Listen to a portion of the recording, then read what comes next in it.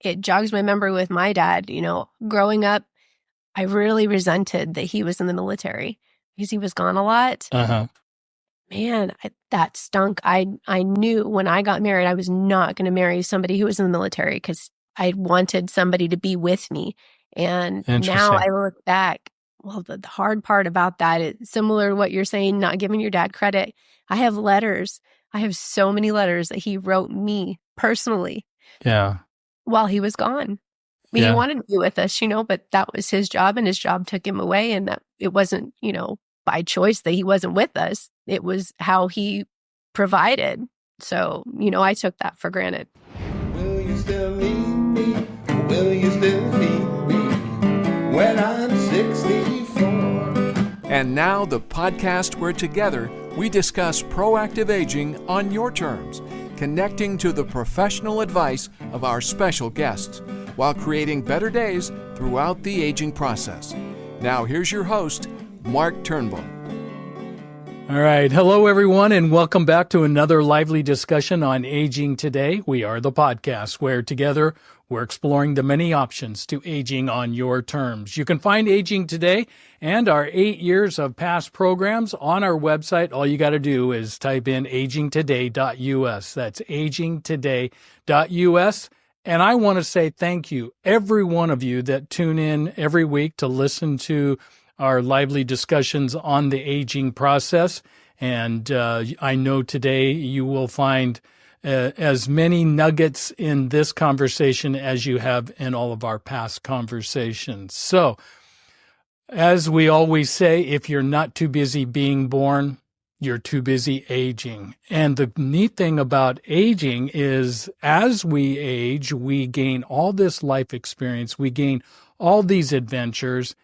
And, when we get towards the end of our lives, we want to preserve those adventures for the next generation. So that's what we're going to be talking about today. And here to guide us down that path is an expert in that. Her name is Zoe Martin. She's the founder of Zoe Martin. Is that what it is? Zoe Martin of Zoe Martin. And well, am I close? You're close. It is the Zoe Martin. Like the Ohio State University, and it's the Zoe Martin. Okay. Yes, just like that. Perfect. And you're a photographer, a videographer, and a graphic designer, and you've developed websites. But more importantly, what we're going to be talking about today is your adventure into building legacies. And I'm very excited about that because part of the aging experience is to be able to capture all those stories. I remember as a kid growing up, I would sit down in the presence of my grandparents and my great-grandfather, and they began to tell stories. And they're amazing. They were stories in logging camps. They were stories, fishing with dynamite. I mean, all the things that you can't do today, they did it. So I'm very excited about all of this. So let's begin. So what we do, Zoe, is we always want to know a little bit about yourself. We want to know what's in your story, your personal story. What brought you to this place where you began to capture legacy? But before you started capturing legacy, tell us a little bit about your story.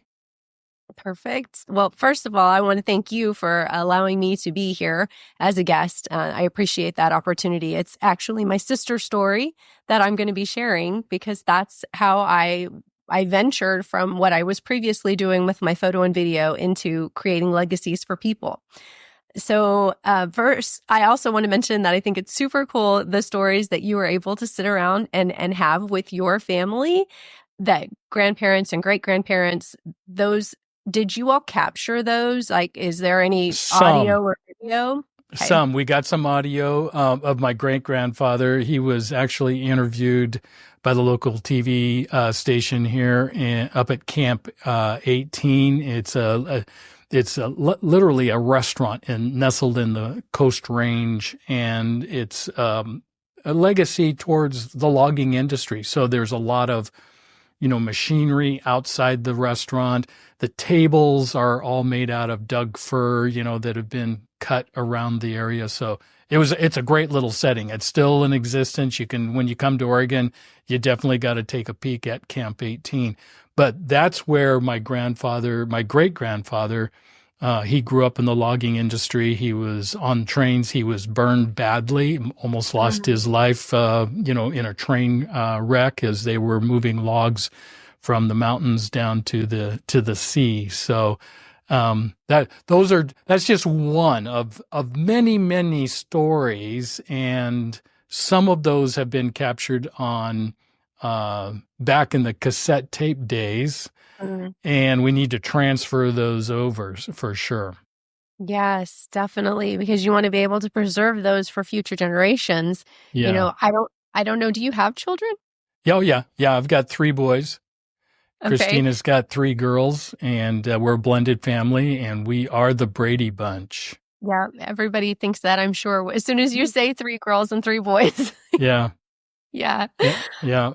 Okay, fantastic. Well, I'm going to back up a little bit to tell you a little bit about me.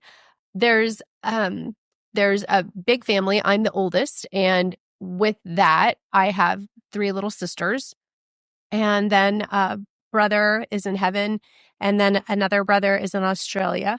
So we're all over the place. When we were growing up, we, had family photos, but not a lot. And then, I'm not going to get the year right because we just transferred years here, but in 2023, my sister Christina had battled breast cancer for 5 years. And on Christmas Eve of that year, I was beside her with my head on her mattress when she passed away. And that hit me very hard. She was only 40 years old. And so we had planned, the 4 of us sisters were going to be together, and I had hired a photographer to come in to be with my sisters and I so we could get professional portraits before she passed away. But at that point, she was in hospice care, and she couldn't get up. She was very weak. She had oxygen. She was sitting in the bed, and she couldn't lie down or she would have drowned in her fluids. She had no hair, and she looked so frail. And I contacted the photographer and I said, she doesn't want to be remembered like this. And we canceled that. So I'll never have the opportunity to have those photos. She had 1 child, and she wanted to record milestone videos of what, would be, my niece would be able to have these milestone videos after my sister was gone. And my sister at that time had someone who was recording podcasts and was going to be able to record them. Christina told me that she had recorded these podcasts. And then after she passed away, we found out that either my sister Christina had chemo brain and thought she did, or the person who recorded them, I don't know what she did with them. And so we'll never have the opportunity to have those.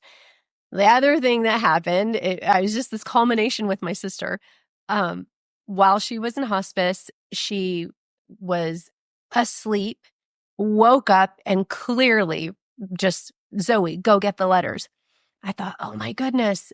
We had gotten the breast cancer diagnosis of stage 4 when she was 35 years old. So 5 years, we thought she was going to live forever. 5 years, we knew that this was coming, and I'd forgotten about the letters. So I picked them up. I came to her bedside. I opened them up, and then my heart broke. She hadn't written any of them. Our sister Cecilia had created stationary artwork, but none of them had been written. And at this point, my sister couldn't hold her cup. There was no way she was going to be able to write letters. So I grabbed my phone and I said, here's what we're going to do, sweetheart. I'm going to record you. So you say whatever you want to say. We're going to worry about getting pen to paper later. So I recorded 2 videos. She fell asleep. And the 3rd video I recorded, we can hardly understand what she's saying. Her voice is just so weak. And she didn't wake up to record again.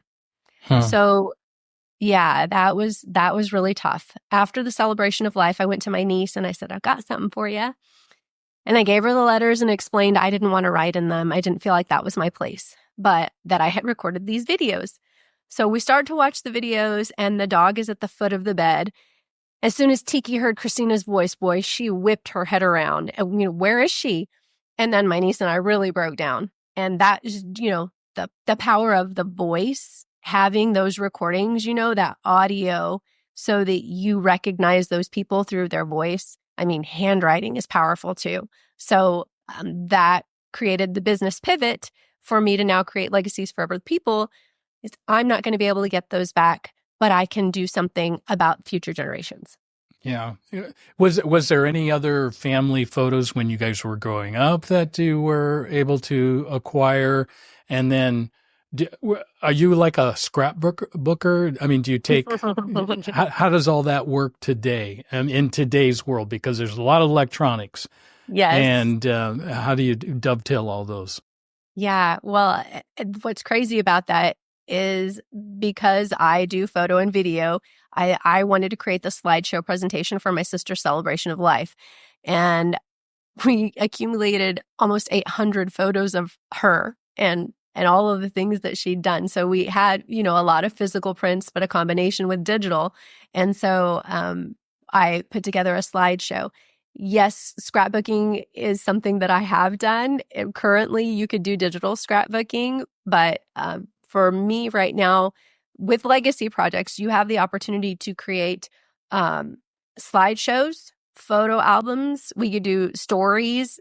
There's this huge opportunity of things that we can do, a big umbrella. Yeah, yeah. And we started doing a little bit of that. My dad passed away 2 years ago, and was kind of the impetus. We took all of the slides. I mean, that was the generation when, Dad was always taking pictures. Yes. And everything was slides, Yes. hardly any prints. And so we then digitally recorded all of those going all the way back to the 1950s.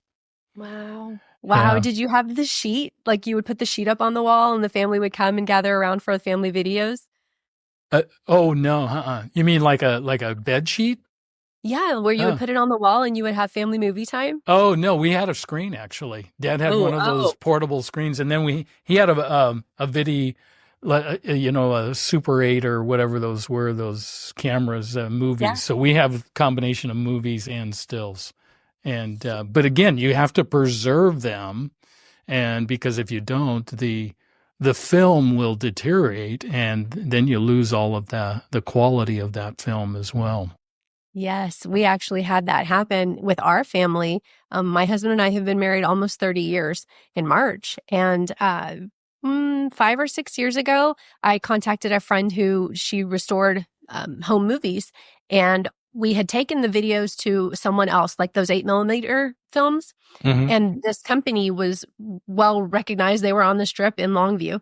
And they said there was nothing they could do, that the film had actually stuck together and they wouldn't be able to separate it. So I took it to my friend and she was like, actually, we're going to be able to save most of this. You're going to lose some, but not a lot. And sure enough, she dehydrated it. And then right after the dehydration process started to record. And so we have them now on a flash drive and I have them backed up in computer. And so, I definitely highly encourage people to back that stuff up. If you need recommendations, I'm more than happy to share who I know. Yeah, that sounds good. So one of the things that I really enjoy doing is visiting cemeteries. I know that sounds really kind of morbid, but the thing that I love about cemeteries is that there's a legacy that has been captured. It's captured in stone, and it's not as detailed, but it's kind of fun to imagine. That's what I do when I go, and I love the epitaphs. And if I could say to anybody out there, I know today we're kind of changing our paradigm, how we're leaving this world. We're doing a lot of cremation as opposed to burial. And the thing I like about burial is that you get to carve your epitaph in stone and it's there for generations. Yeah. When you do cremation, that's the one downside to cremation is, well, it's nice to know that they cast my ashes across the seas or in the high mountains or whatever romantic place you have in mind. But there's no way to capture that legacy.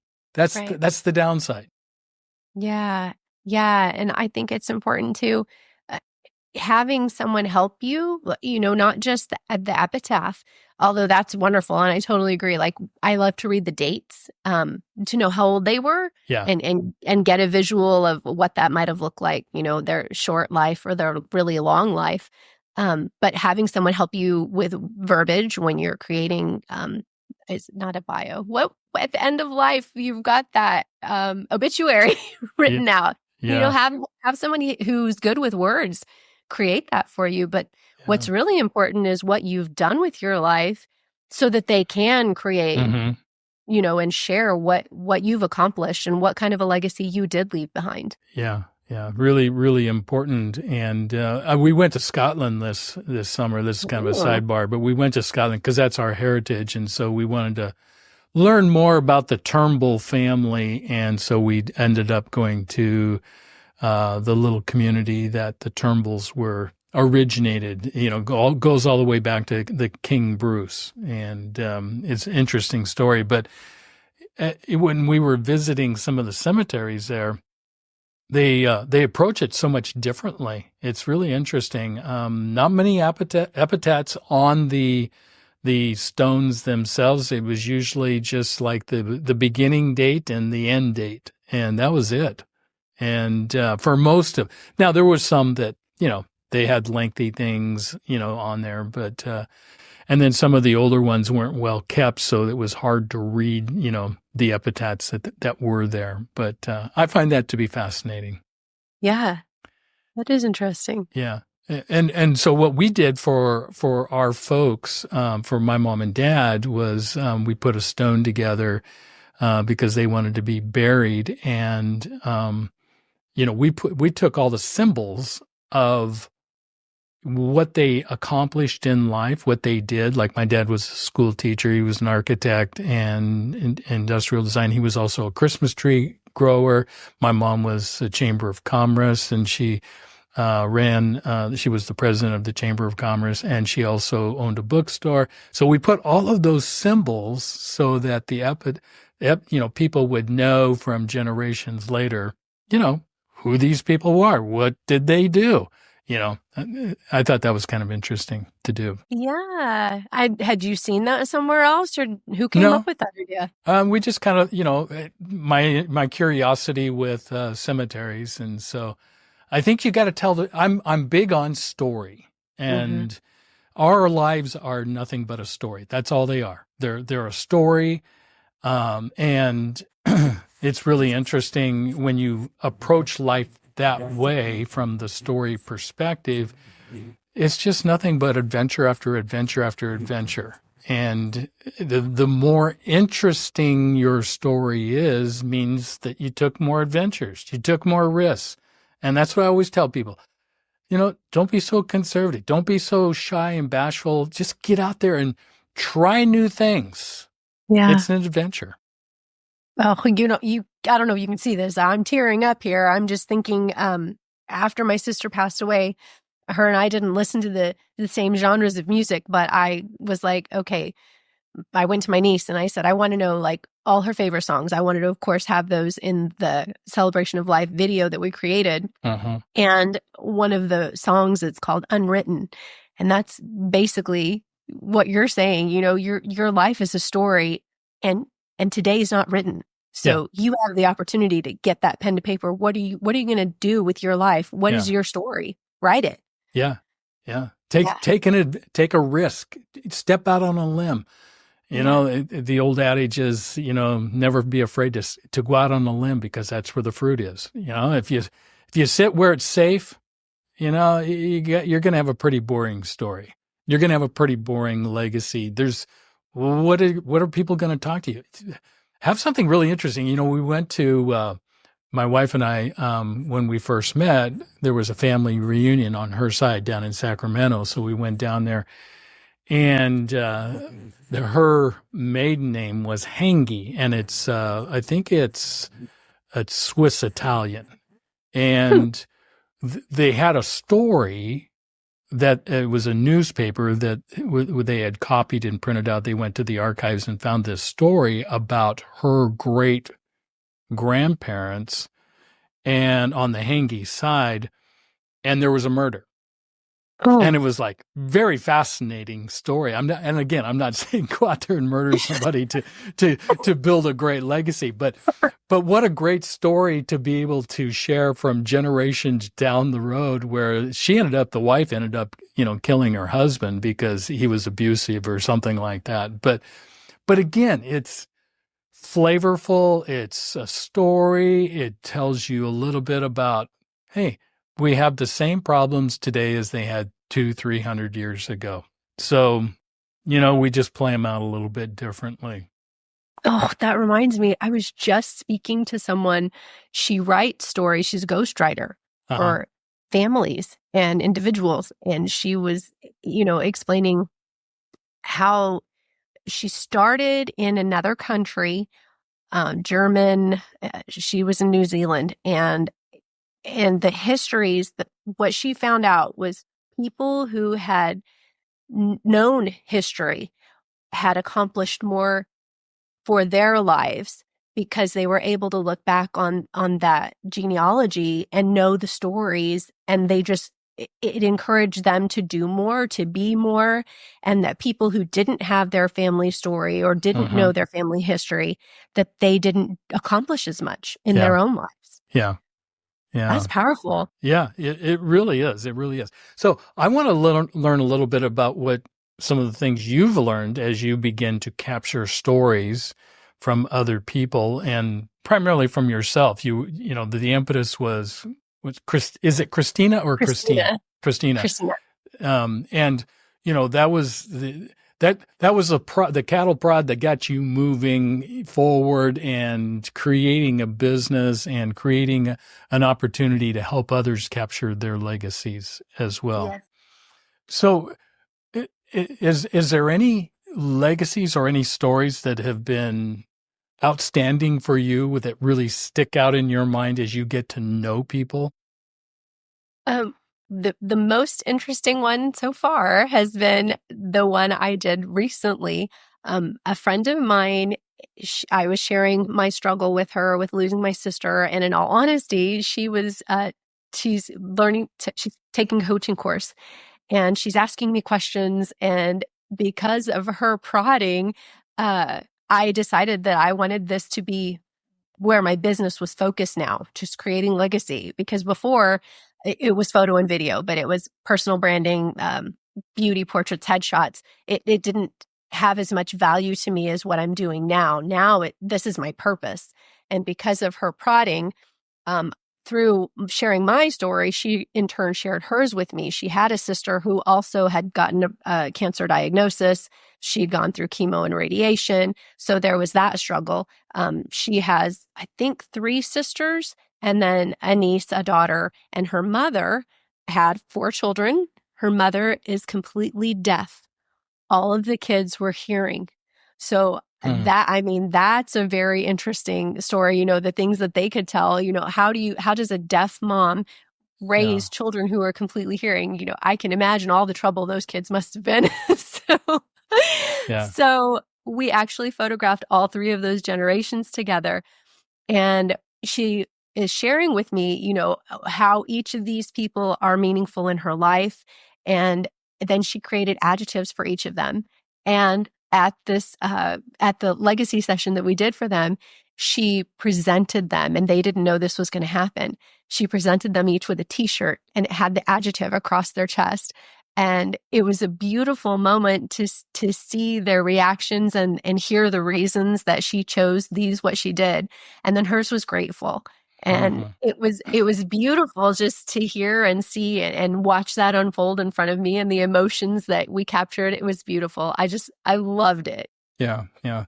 Comment a little bit about why it's so important for us to capture stories, and I guess, and legacy. What, maybe we should define legacy. What is a legacy? Why is it so important to have a legacy that carries on for generations into the future?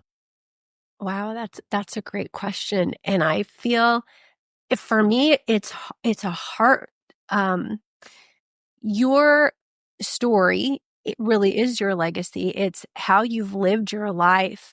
Why did you make the choices that you made? Who impacted those those choices, and how did you then in turn impact other people, and what are you leaving behind? And I think we take that for granted when making choices. A lot of times we're just worried about ourselves, and we're worried about the moment, credit cards, immediate gratification. But if we look into the future and what is going to be left, who's going to say what about me after I'm gone?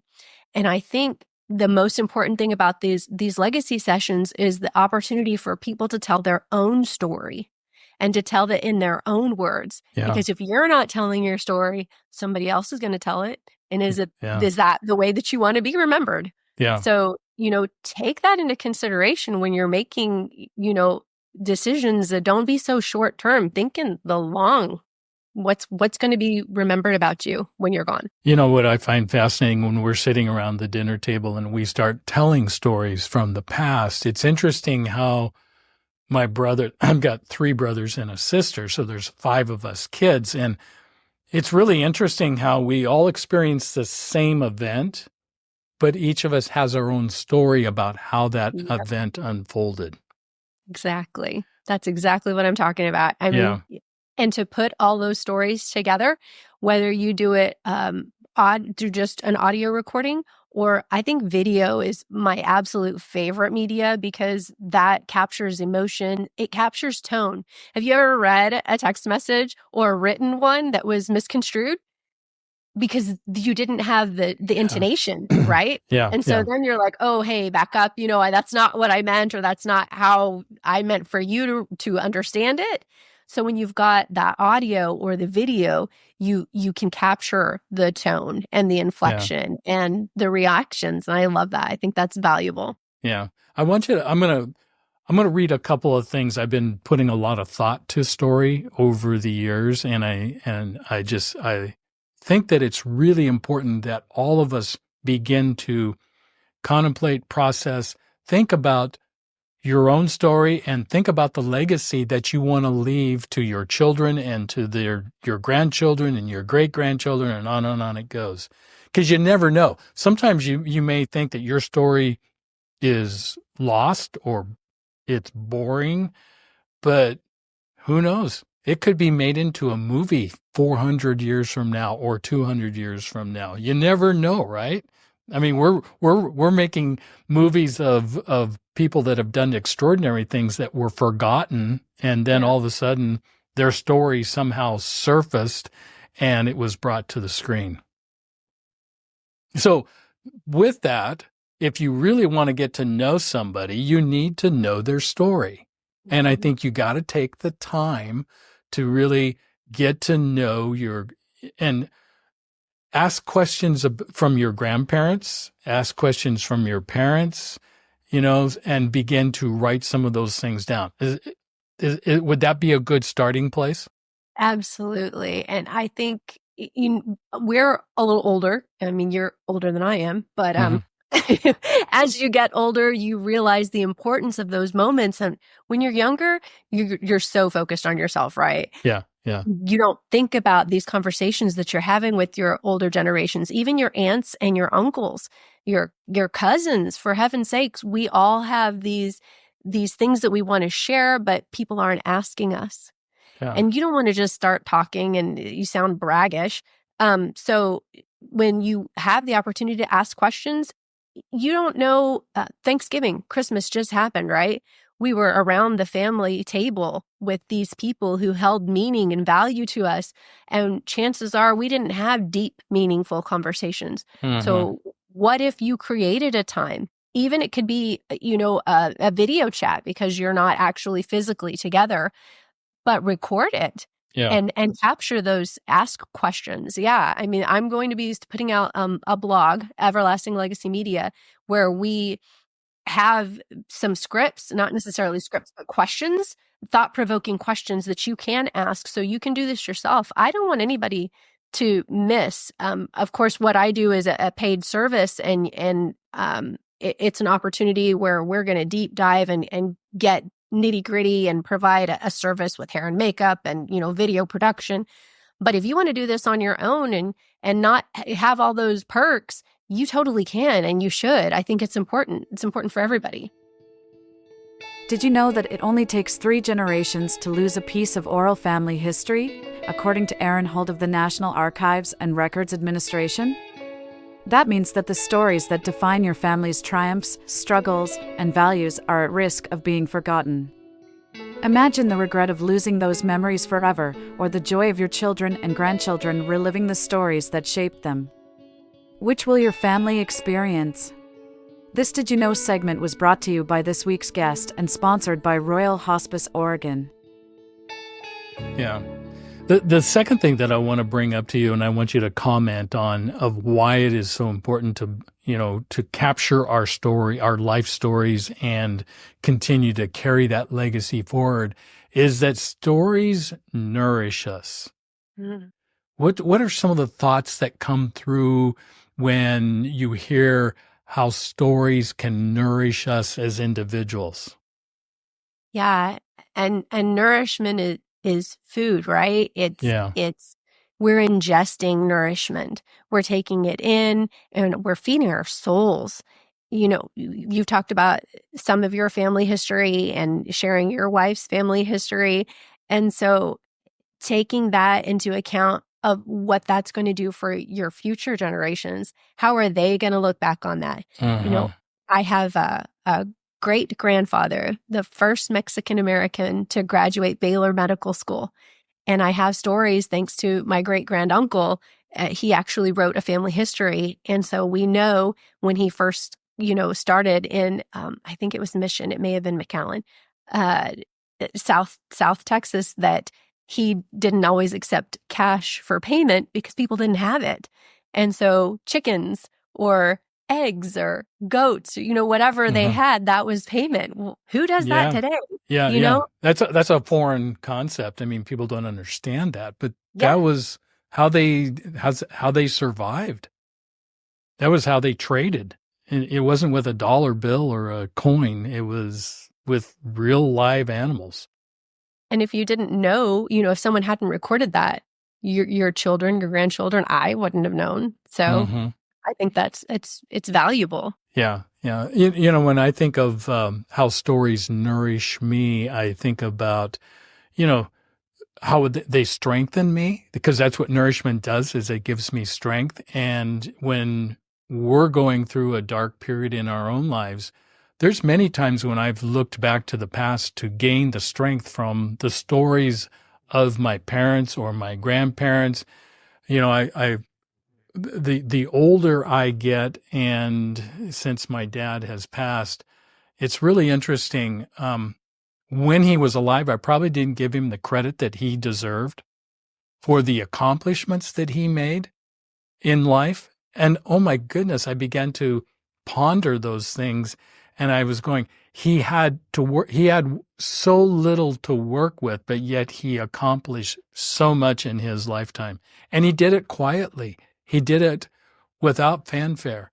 And I love that, because that nourishes me, that strengthens me when I think about what he accomplished, what my grandfather accomplished, what his parents accomplished, and how that has made me into the person that I am today. So I'm a firm believer that capturing story, capturing that legacy nourishes us, it strengthens us. Yeah, thanks for sharing that. It jogs my memory with my dad. Growing up, I really resented that he was in the military because he was gone a lot. Uh-huh. Man, that stunk. I knew when I got married, I was not going to marry somebody who was in the military because I wanted somebody to be with me. And now I look back, well, the hard part about that is similar to what you're saying, not giving your dad credit. I have letters. I have so many letters that he wrote me personally. Yeah. While he was gone. Yeah. He wanted to be with us, but that was his job, and his job took him away. And that it wasn't, by choice that he wasn't with us. It was how he provided. So, I took that for granted. Yeah. But the thing is that those are in your mind, and these are the things that strengthen us. They nourish us. even after they're gone. And that's why it's so important to capture that legacy, to capture those stories, and to be able to pass them on from generation to generation. You know, one of the things that, Zoe, that I'm most concerned about is you and I grew up in a time frame where family was at the center of everything. And that's where the stories were told around the dinner table with family. And one of the mishaps of our culture moving away from family, today, is that, a lot of people as they listen to us have this conversation, they can't even relate because they don't have a family. Think about that. I mean, that's really kind of sad. Yeah. And why we need to get back to building families and the family structure, why it's so important to be at the center of our lives. That reminds me, when I lived in the same city my sister lived 4 of the 5 years she had cancer. And in those 4 years, we were within 20 minutes. At one point, we lived 5 minutes apart from each other, and we didn't set a dedicated time to be together. And that's a regret that I have. I know someone else that every Sunday their family got together, and because they were close. And so I think that's one of the things. Even now, even though we're close, we're not intentionally, purposefully saying every Sunday or every Friday night or whatever. And that's one of the things I'm super grateful for. Like you said, my kids and I, my husband, we've got 3 children, and they're all adults now. But every Friday or Saturday, we made pizza from scratch, the dough, the sauce, everything. And it's a fantastic memory for us. We had family time, and we played games, or we watched a movie together. It was our time to be together. And, we will always be able to look back on that. And I have some photos and things from that. So one other thing that, since you're bringing this up about families and family tables, if you have a family and you've got young children, undoubtedly you've got a routine, a bedtime routine, a morning routine, some kind of routine with them. Capture that. That is another huge regret I have. We had a bedtime routine. Me and the kids would jump in one of the beds together, and we would read a story until my oldest was probably 15 years old. So the older they got, the stories progressed. But we read a story together, and then there was a good night, like an I love you. And there was a different I love you for each of my kids. And that was an exchange that we had. And I don't have any audio or video, no photos, nothing to remember that other than my memory. So that's something I'm going to be writing down, because I love that memory. When you were describing that, I was thinking about myself as a young child, and my mom was a voracious reader. And I'm not so certain I was a voracious reader, but I loved sitting there as a young child as she began to read, books to us at night. And those are fond memories. And I can still picture my siblings, and we're all sitting around in our pajamas as she's reading The Wind in the Willows. I don't know if that's a story.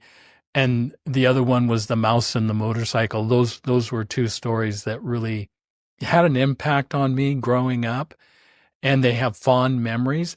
The one thing that I've been looking throughout the house is those 2 books, because she had them, and I don't know where they are. And those are really important items. If that's a story that you read over and over and over again to your children, hang on to those books. Don't let them go, because someday when the children get older, like myself, it may take 50 or 60 years down the road, but they're going to go, though, it's going to bring up those memories. So you're going to want to keep those books. Yep, 100%. And with my creative side, I'm like, okay, so you find these books, and then you can write that, the memories, and then you can include that in a note inside the cover, so that as that book gets passed down, they'll have, oh my word, this is the book that, great grandmother used to read to grandpa. And, I mean, there's so many opportunities to create that legacy, and we miss them. Yeah. Those are really, really important. So walk through, if I were to come to you and say, Zoe, I've got all these stories. Some of them are in my head. Some of them are in pictures and stills, and some of them are in videos, Super 8s or whatever they are. Walk me through the process of how to begin to organize that legacy that I want to pass on to the next generations. That's fantastic. You've got a lot of stuff that we're going to pull together. Yeah. So I need to know what it is, how much it is. For instance, some families aren't as blessed as our family, where we have a ton. I mean, I have an entire shoebox full of those 8mm tapes. So that is hours upon hours of recordings, right?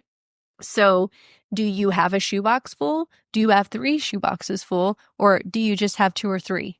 So I need to know how much we're looking at. Same thing with photos. We had almost 800 photos of my sister by her 40th birthday. But not every family does.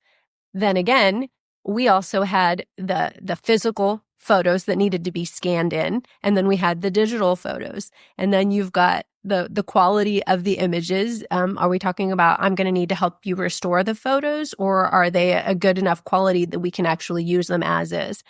How many do we have?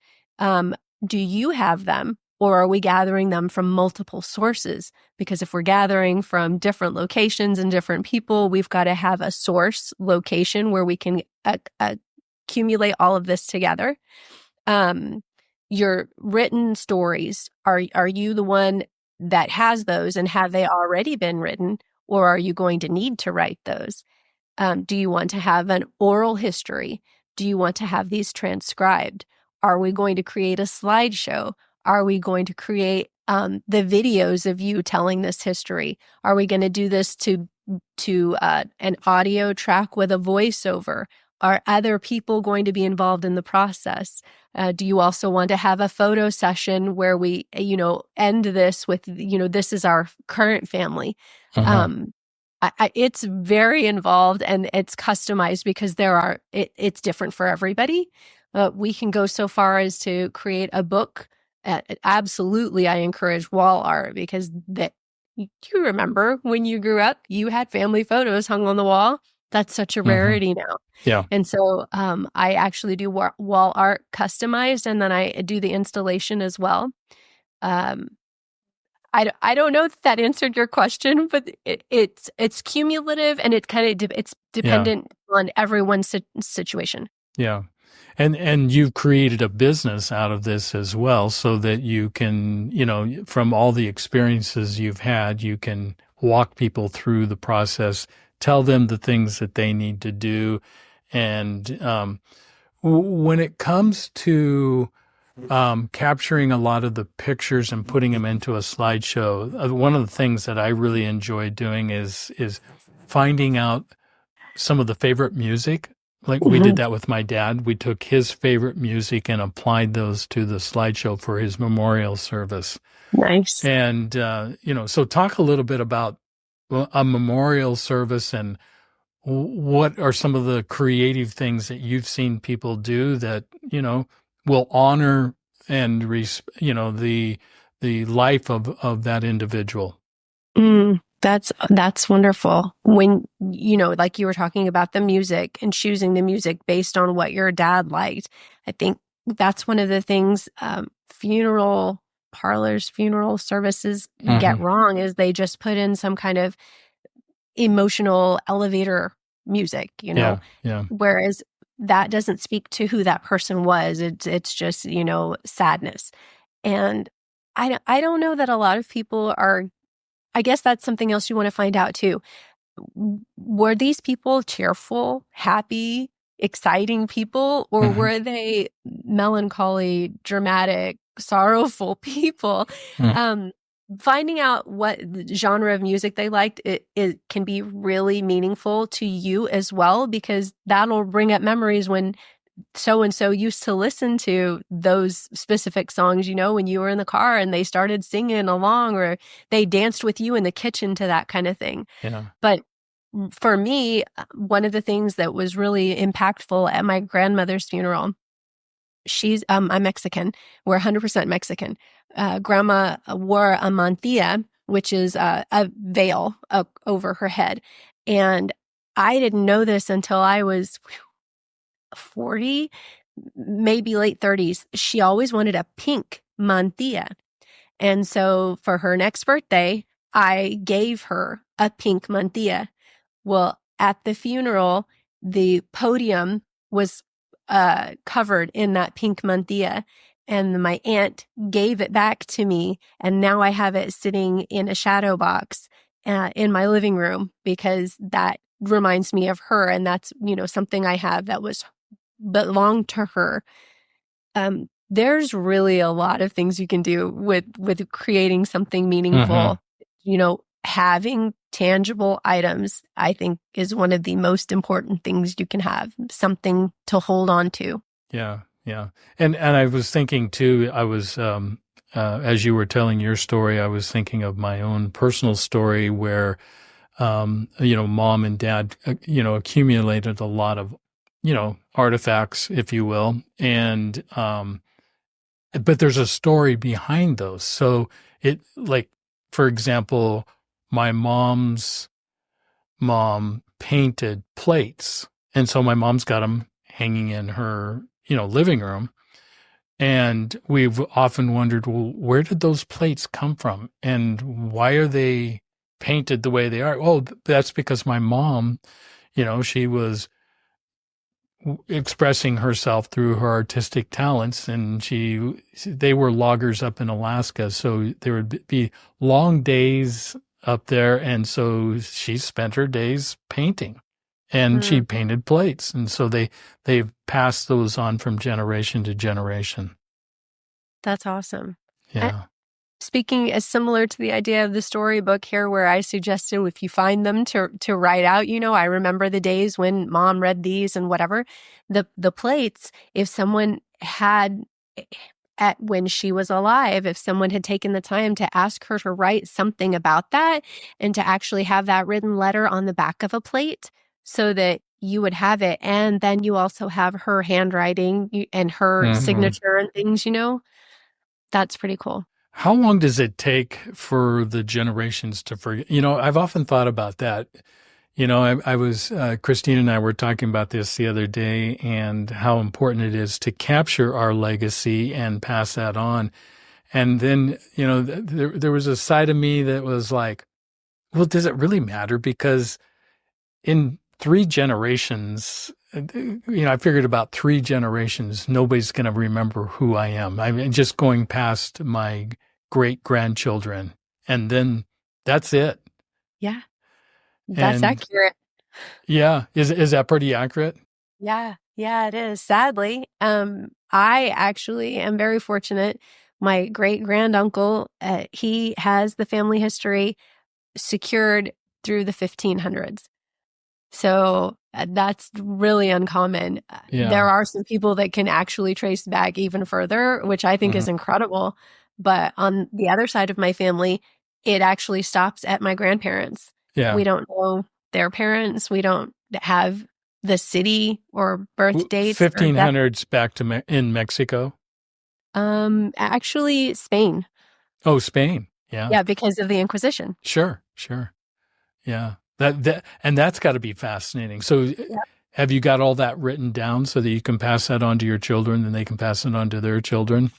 Oh, I have some really cool stories. I have a book, and then I have I call it a scroll because it's rolled up, but I have, the family tree. But there's actually more to our story because of the situation and how my grandfather was born and not connected with his birth family there at the beginning. So we have really interesting stories. Yeah. Yeah, that sounds really cool. So, but that's what we're trying to do, is encourage people to begin to capture their story so that they can carry that legacy on into the generations beyond themselves. Yeah, it's I'm not going to remember the name of the movie off the top of my head right now. The Lion King.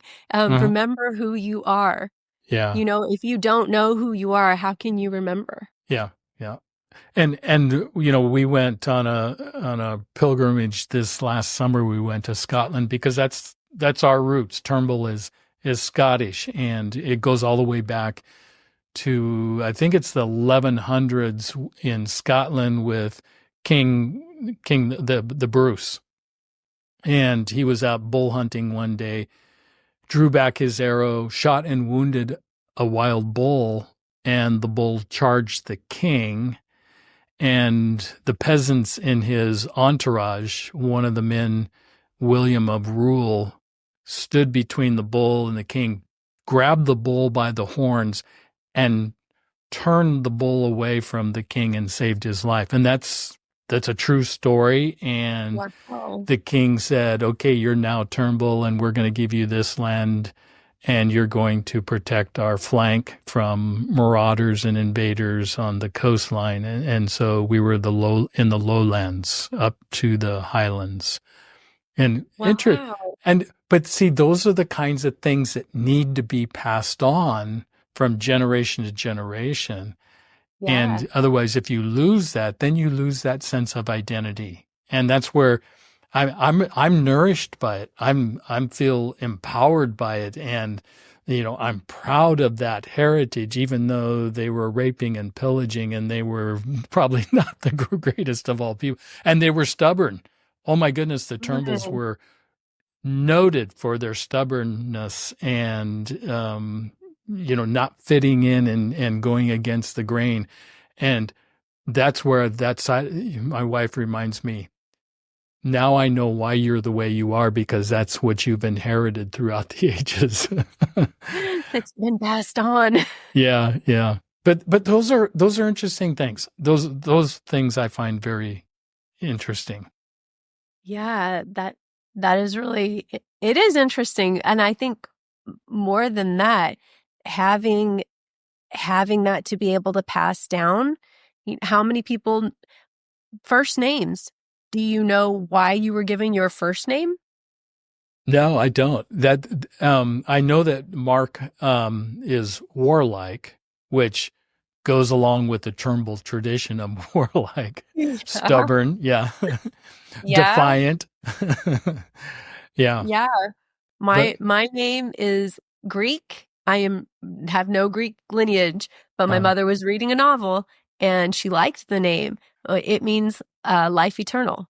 And so I hated my name growing up. I absolutely hated it because 50 years ago, nobody else had the name Zoe. It was such an uncommon name and it constantly got mispronounced. I don't know how many times I was called Zoe, and I absolutely hate that. I will correct people. And so I was 13 years old. I was in the mall with my mom, and there was a gentleman making jewelry out of gold. He took like a straight piece of gold, and then he shaped it into names. And so my mom, I was there with her. She got me my name, and it's the gold, and it's like a safety pin closure, and it has my birthstone dangling from it. I still have that. But I remember at that time, I must have been 12. I was almost 13. At that time, when she gave that to me, she told me that my name was unique and that I was unique and that I needed to be proud of that name. And that shifted my mindset completely to appreciating my name. Now I love my name and it's more common. But how many people don't know the story of their first name? Yeah, yeah. Or the meaning behind it. Even just knowing the meaning, I think is important. Well, it's been a fascinating conversation. Is there anything else that you want to pass on when it comes to legacy? And if somebody does want to learn more about their legacy and they want to capture it, how do they get a hold of you so that you can help them to capture it? Perfect. Thanks for asking. I do want to mention that if you were to work with legacy and you're looking to work directly with me, I donate 10% of legacy sessions back to the Bridge Breast Network in DFW. They provide breast cancer resources to underserved communities, and I do that in honor of my sister. So that's a huge part of me being able to honor her legacy. So I know she'd be really happy to know that that's how I was giving back to honor her.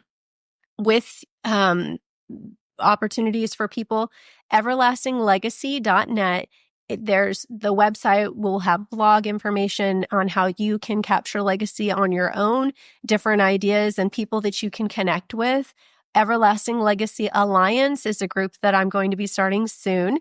And that if you are engaged in the space, whether you're a financial advisor, retirement planner, wills and trusts attorneys, people who are interested in genealogy, I want to create an alliance where we can all come together to help people preserve their legacy and give them opportunities and education on how they can do that. So the Zoe Martin is where you can find me on social media, and all that information will be in the show notes. All right. Well, what a fascinating conversation that we've had today. And I want to thank you for being on Aging Today.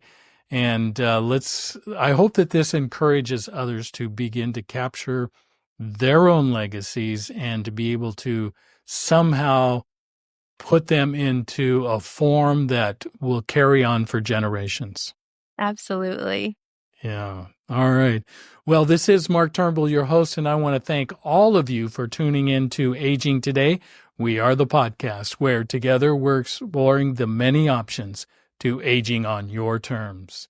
Join us every Monday when we release a new conversation on Aging Today to your favorite podcast channel. And remember this, we're all in the process of aging. And as we age, we really are better together. So stay young at heart. You make me feel so young. You make me feel like spring has sprung. And every time I see your face, I'm such a happy individual. The moment that you speak, I want to go play hide and seek. I want to go and bounce the moon just like a toy balloon. Well, you and I are just like a couple of tots running across the meadow, picking up lots of forget-me-nots. So you made me feel so young. You made me feel there are songs to be sung, bells to be rung, and a wonderful fling to be flung. And even when I'm old and gray. You've been listening to Aging Today, where together we explore the options to aging on your terms. Join Mark and his guest next week for another lively discussion on proactively aging on your terms, connecting you to the professional advice of his special guests, with the goal of creating better days throughout the aging process. Your host has been Mark Turnbull.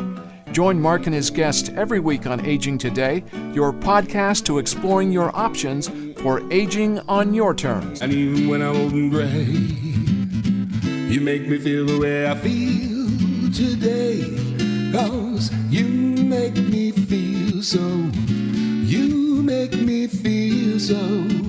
You make me feel so young. So young. You make me feel so young. You make me feel so young.